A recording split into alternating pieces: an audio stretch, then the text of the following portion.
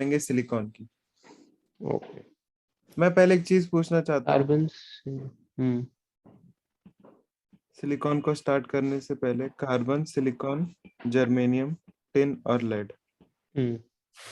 मैं इनके अगर हेलाइड्स देखूं तो हेलाइड्स इसका क्या होगा, CCl4 टाइप या SiCl4 type and so on. PbCl2 पर। क्या ये हाइड्रोलिसिस इसकी हो सकती है? क्या इसकी हाँ, हाइड्रोलिसिस हो सकती है कि नहीं, मैं ये जानना चाहता हूँ। हाइड्रो। ठीक है, तो एकदम सही बात है, कार्बन की हाइड्रोलिसिस नहीं होती। पहली बात, हाइड्रोलिसिस में होता क्या है, हाइड्रोलिसिस अगर हो रही होती तो उसमें जो पानी है उसका ऑक्सीजन के पास लोन पेयर हो जाके इस पर अटैक करता और ये फिर निकलता। पर जब तुम सोचो, पहले तो पानी को ही अटैक करना है, अगर पानी को अटैक करना है तो कार्बन को 5 बॉन्ड बनाने पड़ेंगे, विच इज नॉट पॉसिबल। तो यहाँ पे कोई हाइड्रोलिसिस नहीं होती। पर वहीं पे अगर सिलिकॉन की बात कर लूं तो सिलिकॉन में हाइड्रोलिसिस हो जाती है। क्यों हो जाती है? क्योंकि सिलिकॉन की साइज भी बड़ी है और सिलिकॉन के पास एक्सपेंडेबल डी ऑर्बिटल है, राइट। ऑक्टेट को एक्सपेंड कर सकता है, तो ये यहाँ पे जाके ऐड होगा। अगर एक आएगा एक निकलेगा तो यहाँ पे प्रोडक्ट बन जाएगा SiOH Cl और साथ में क्या HCl बन जाएगा। और ये मैं कंप्लीटली अगर हाइड्रोलाइज कर दूं तो क्या फिर से मैं Cl को रिप्लेस करके OH, फिर Cl को हटा के OH, फिर Cl को हटा के OH कर सकता हूँ। तो ये हाइड्रोलिसिस हो सकती है। तो अगर इन सब की बात करें तो इन सब में हाइड्रोलिसिस हो सकती है, सिर्फ इसकी हाइड्रोलिसिस नहीं होती। आई बात समझ में? हाँ। क्यों? क्योंकि डी ऑर्बिटल नहीं है। बाकी सिलिकॉन से लेके टिन तक, लेड तक, सबके पास क्या है, डी ऑर्बिटल। नेक्स्ट, तो सिलिकॉन की अगर बात की जाए तो सिलिकॉन का तुम मुझे इलेक्ट्रॉनिक कॉन्फ़िगरेशन बता सकते हो, कितने बॉन्ड्स बनाता है? 4। 4। किससे बनाएगा? यहाँ से और यहाँ से, है ना। तो जो हमने बात करी सिलिकॉन की, तो ये 4Cl क्या कर रहे हैं, अगर पानी ले लें 4, तो क्या हमारे पास product SiOH, OH, OH, OH और 4HCl में कन्वर्ट हो जाएगा। और एक बार ये हो गया तो मैं अल्टीमेटली क्या बोल सकता हूँ कि ये जो कंपाउंड है SiOH4, पहली बात इसका नाम होता है सिलिसिक एसिड। क्या मैंने तुम्हें बताया एक ही कार्बन पे 2 OH स्टेबल नहीं होते? 2 क्या? 2 OH एक ही कार्बन पर स्टेबल नहीं होते। H2CO3 को याद करो, हाँ, राइट। ये मैंने तुम्हें बताया था ना, इसमें क्या होता है, पानी निकल जाता है। तो सेम हाँ, इधर भी यही होगा। तो SiOH4 जो है उसमें से पानी निकाल। बिकॉज वो ओवरली हाइड्रेटेड मॉलिक्यूल होता है ना। हम्म तो यहाँ पर क्या बन जाएगा, SiO2, जिसे अपन बोलते हैं सिलिका। सैंड का मेजर पार्ट सिलिका ही होता है, रेत जो है वो सिलिका ही है, SiO2 ही है। ठीक है, तो ये SiO2 जो है सिलिका, वो किस फॉर्म में एग्जिस्ट करता है, पॉलीमरिक फॉर्म में, ओके। Polymeric planar form. जैसे मैं अगर दिखाऊं तो ये SiOSi, OSi, OSi, OSi,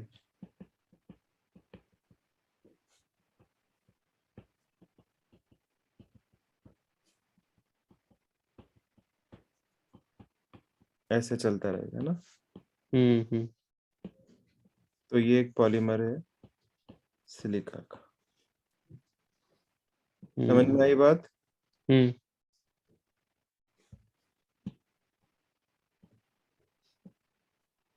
चलो,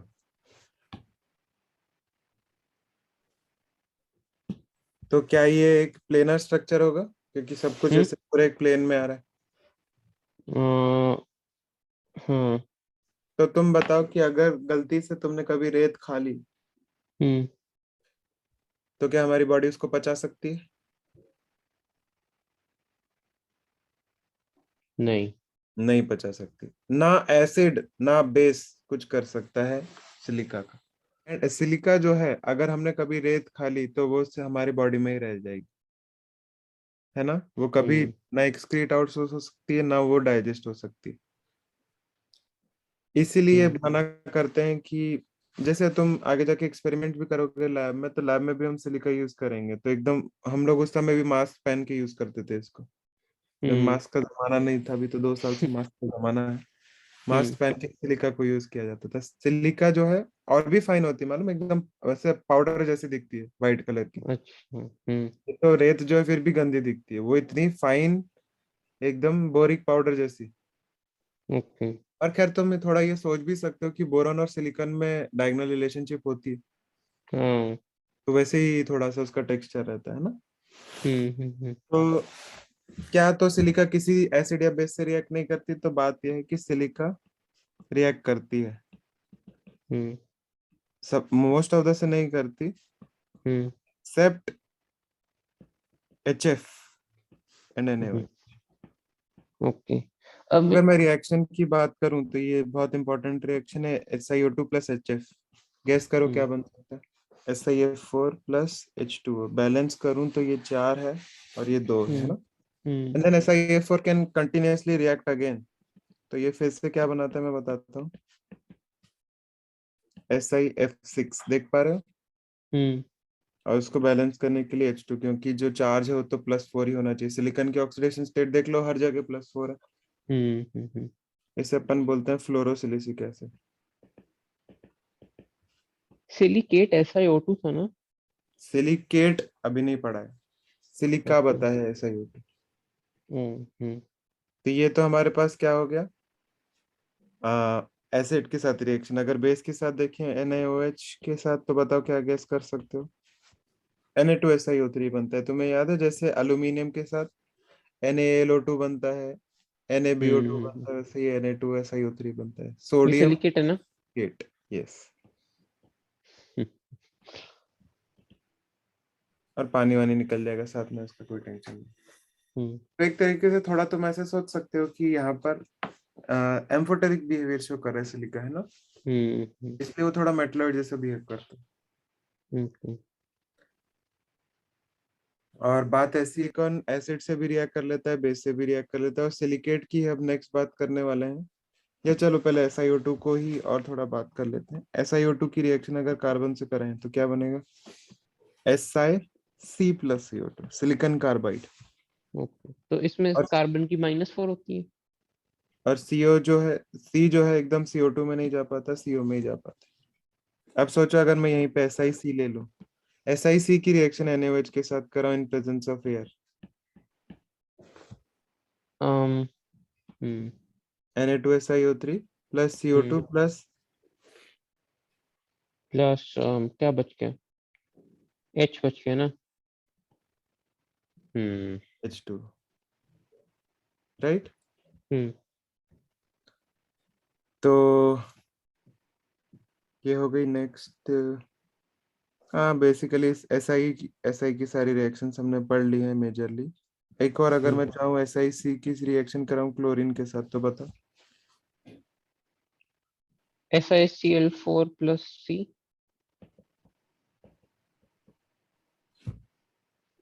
दोनों क्लोरीन के साथ बॉन्ड बनाना है ना, तो बोथ में SiCl4 और सकते हैं। CiCl, हम्म। CCl। हम्म। तो बस ये हमारी बात हो गई। अच्छा तुमने क्या कार्बोरंडम का नाम सुना है, कार्बोरंडम? हम्म। क्या होता है कार्बोरंडम? कुछ। इसी को ही कार्बोरंडम कहा जाता हम्म। है।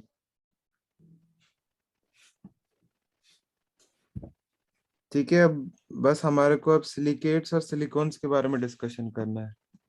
Silicates and silicones. टाइम ज्यादा नहीं बचा है, तो let us start this in next class only.